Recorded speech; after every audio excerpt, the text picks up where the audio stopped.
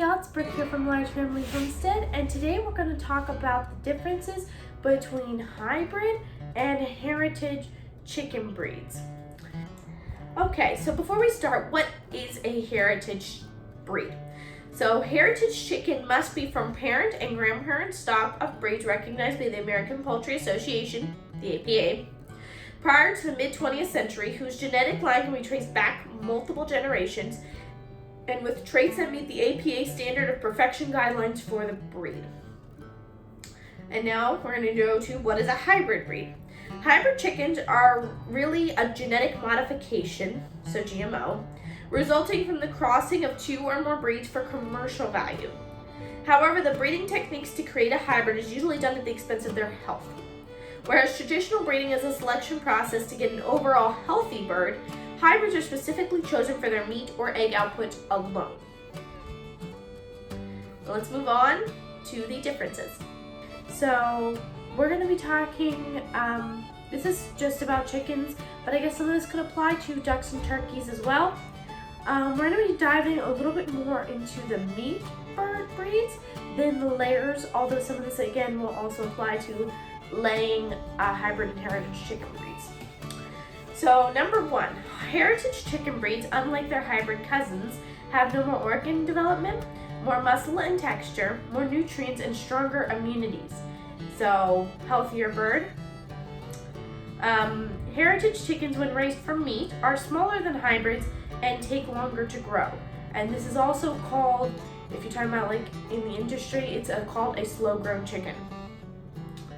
Okay, so to point, hybrids usually take 8 to 12 weeks to come to a good culling size, while heritage can take anywhere from like 20 to 24 weeks. So I think ours took a little longer than 20 weeks. And when we raised Cornish, we raised them for 8 weeks. And when we raised Freedom Rangers, we raised them for 12 weeks. So that should give you an idea. Okay, so slow grown heritage chicken meat is better for you. I didn't even know this until recently, but there are studies that suggest that slow-grown heritage meat is better for you, and I'm going to leave a link to a site down below, but I just want to read you a paragraph from this site. So it says, despite these production costs, it may be worthwhile to choose a slower-growing chicken for health reasons. One study testing the difference in meat quality and nutritive aspects among slow and fast-growing breeds found that the quality of the meat was higher in slow-growing breeds, and then they list some reasons why. And it also says slow-growing breeds grown using organic practices are nutritionally superior and have lower levels of agrochemical and drug residues, and the welfare benefits for the birds themselves cannot be denied. So as you can see, eating heritage slow-grown chicken is a good thing to do. Okay, now there are issues that come with raising hybrid meat birds, and that can include, especially in the Cornish cross, their leg bones can break, they have heart attacks, they can have organ failure because their body grows faster than their organs and their organs can't keep up with the growth of their body. So I did notice ours did have heart attacks, I believe, or heat stroke, one or the other. Either way, they couldn't handle their environment when we were raising Cornish. Freedom Rangers do seem to perform better in this area than Cornish cross, although Freedom Rangers I'm not totally set on raising either. So heritage meat birds eat more feed per pound of meat, so they're going to eat more feed for every pound of meat that they produce, and that's because they don't get as big as the hybrids. Okay, but heritage meat is known to taste better and more flavorful. So now we're going to move on to, I'm going to do a little bit about egg laying. So hybrids will lay eggs sooner. So we're talking about hybrid egg layers. They will lay eggs at 16 to 18 weeks old, while heritage usually lay, and this depends on the breed, 22 weeks or later. Ours seem to lay around the 22-week time.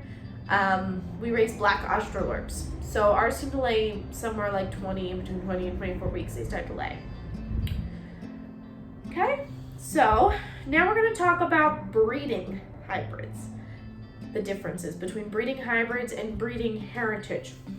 So, unlike heritage breeds, hybrids will not breed true.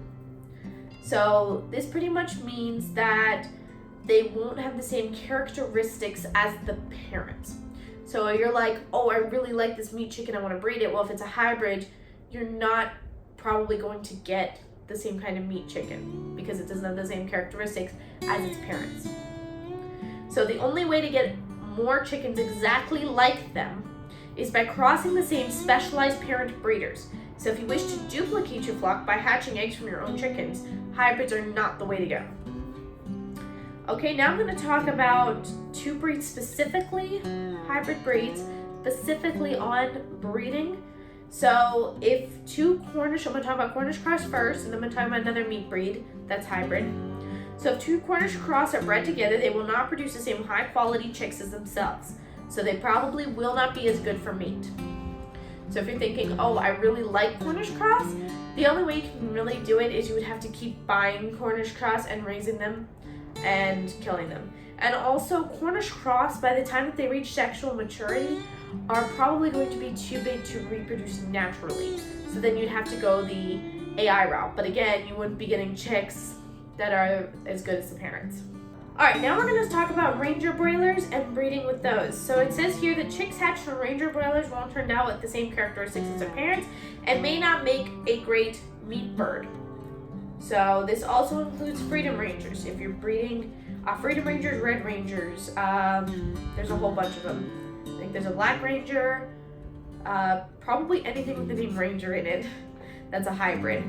Because there has been some question on whether Freedom Rangers, at least from the people I've talked to, if Freedom Ranger is a hybrid or not. So I'm just going to read you about some things I found online about Freedom Rangers and if they are actually hybrids or not. This says, some offer their own proper talenty bred strains, but most, like Freedom Rangers, are actually four-way cross hybrids, bred from parent stock that are produced by genetic companies. So pretty much you have to be a lab to make a Freedom Ranger. And if you breed two Freedom Rangers, it doesn't make another Freedom Ranger. This is from thegardenmagazine.com. Freedom Ranger chickens are a hybrid. In this case, they're a cross between four other breeds of chicken. If you attempt to breed Freedom Rangers, which you are welcome to try, you won't get true Freedom Rangers from the eggs. Let's read another one. So this is from backyardchickens.com, and I really like backyard chickens when I have any questions about raising chickens or ducks. They have some stuff on ducks about there too. So this says, are Freedom Ranger chickens hybrids? Freedom Ranger chickens are a hybrid, yes. And then she goes on to talk about how she doesn't want to raise hybrids. So this is from chickencoopguides.com. And this says, yep, the Freedom Ranger is a brand name for a hybrid chicken. There's also Red Ranger. Oh, there it is, Black Rangers. So Black Rangers are a thing. And then there's a couple others. I'll put the pictures up so you can see. But as you can see, Freedom Rangers are definitely hybrids. Now here's a post that I found from Mother Earth News, I think it was, .com. And this says, well, I was wrong about Freedom Rangers. In Cornish cross or heritage chicken, which do you prefer? That must have been a post that they did. I wrote that they fall somewhere between heritage chicken and Cornish cross. But if heritage breeds are on one end of the spectrum and Cornish cross are at the other, Freedom Rangers are much closer to the Cornish cross end of the spectrum. I raised 26 Freedom Rangers this summer and fall. Okay, so as you can see, Freedom Rangers are definitely hybrids, and if you try and breed them, they're not going to breed true, and you may not even get a very good meat bird when you try to breed them. So we recently did raised heritage meat birds, and I have to say I'm pretty impressed. We've tried the meat from heritage birds. I think it tastes a little bit more flavorful. Yes, it was a little harder. We did have to raise them for over 20 weeks, and they did consume more feed per pound, as I said. But honestly, they didn't have a messy coop area. Their coop looked like our layers coop, where they try and keep it, semi-tidy, where the meat birds just lay around and eat. So I was happy with that. And I was really actually impressed with the size of the birds. We had, I think, a 4.8 pound rooster once it was all said and done. So that was pretty impressive. That wasn't a bad size. Now we do raise dual purpose birds, which I would recommend if you're going to do heritage. So I raised black Australorps, and we're now raising them for eggs and for meat. We did raise 50 Cornish cross in the spring and summer of last year. And I have to say that I wasn't happy because as soon as it got hot, they started dying. And I couldn't tell if it was from heart attack or heat stroke, but they were dying. Like, I would go down there and there'd be 2 more dead over here. And then I'd go down again, there'd be 1 dead. So we only ended up with like 40 some chickens. So it got hot right before the end. So that was not cool. Like, I did not want to raise a chicken so they would die in the end. So a little frustrating, but then we tried Freedom Rangers because someone told us that those were better.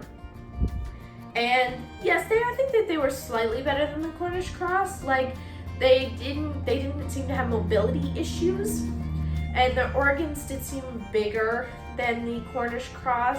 Now, I think you have to raise Freedom Rangers for 11 weeks. We raised them for 12, I think it was, or maybe a little over 12. I don't know. But I still wasn't completely impressed. They did just lay around and eat, and they seemed to consume more feed than the Cornish cross. So do keep that in mind. I think we had 50 of those in the fall of last year, and I think they were consuming, at the end of the time, they were consuming about half a bag of feed a day, and I was getting 50-pound bags of feed. So that was a lot of feed for them to be going through. And we were even fermenting some of it to try and make it stretch. So just to keep that in mind. And I did notice that when we were butchering them, that the gallbladder on the heritage chicken was much smaller than the one of the hybrid. I don't know why that is, and I don't know if that's good or bad, but I did find that. So, and that was with all of them. They all had like these tiny little gallbladders, and the hybrids had like these, bigger, like with that, instead of like, a tiny little pea-sized gallbladder. I could barely even find it. So, and they had some all their organs obviously were bigger than the hybrid breeds. So, I do just want to mention before I end that obviously after reading all of this, you should know that you cannot have a self-sustaining meat or laying flock if your flock is made of hybrids. And that's just because when you breed them, you're not going to end up with the same characteristics. So just be aware if you are going to try breeding hybrids that you might end up with something that isn't quite what you expected. So thanks for watching. Make sure you guys subscribe and click the like button. Leave a comment. Let me know your thoughts. I would love to hear what you thought of this video. And share it with others. And we'll see you guys next time. Bye.